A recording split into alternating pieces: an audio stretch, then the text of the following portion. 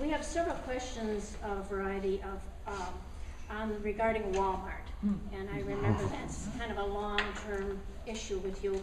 A couple of them want to know why there wasn't a referendum on the Walmart proposal.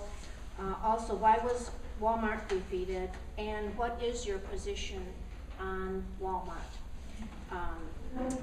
We will go back to Mr. McHugh for the first answer.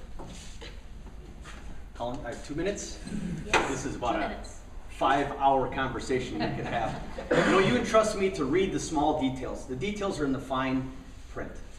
They guaranteed us 2 buildings, the Walmart and the Wave. I voted this down because they wanted the Cudahy taxpayers to pay nearly $10 million to build the Wave.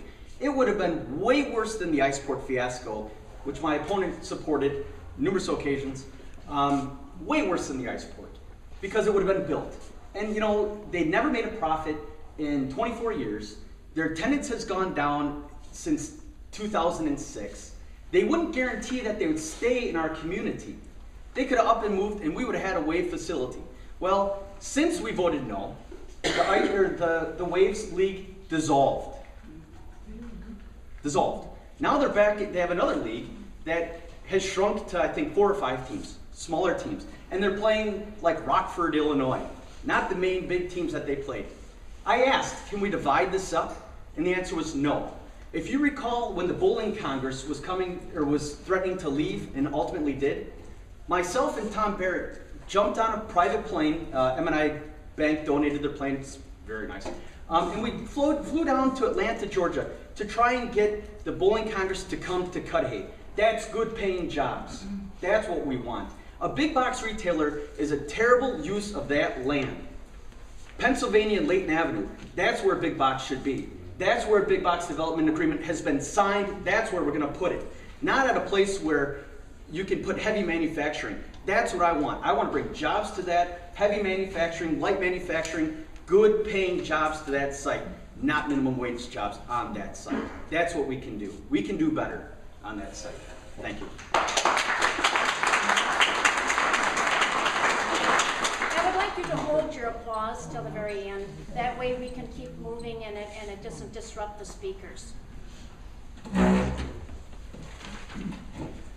When you talk about Walmart, you talk about businesses that bring things to the community, businesses that bring other businesses to the community.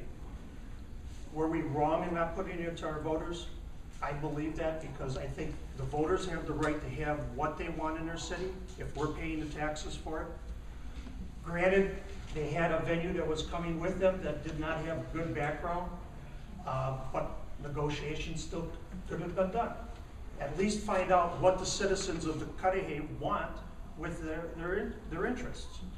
Now, what kind of things were Walmart going to do for you? Was that ever brought out to the citizens? I don't think it was. I don't think myself. I never knew what the program was. I never knew what they were going to place.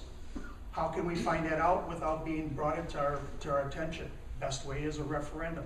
The referendum is a suggestion for the Common Council and the people on the Plan Commission and the mayor also to make decisions with. Does it give them the opportunity to say that this is what we want? Yes. They still have the opportunity to review it for you and bring back the facts that won't fit for why it's not used there. But I think we should have still had a referendum, and I think that if we would have had something that would have been placed there, we wouldn't be sitting looking at a piece of property and still looking for developers for that property. Where are we going from here with the future on that? I think we need to strongly look at, again, what we can place there for the citizens and where it's going to go in the future.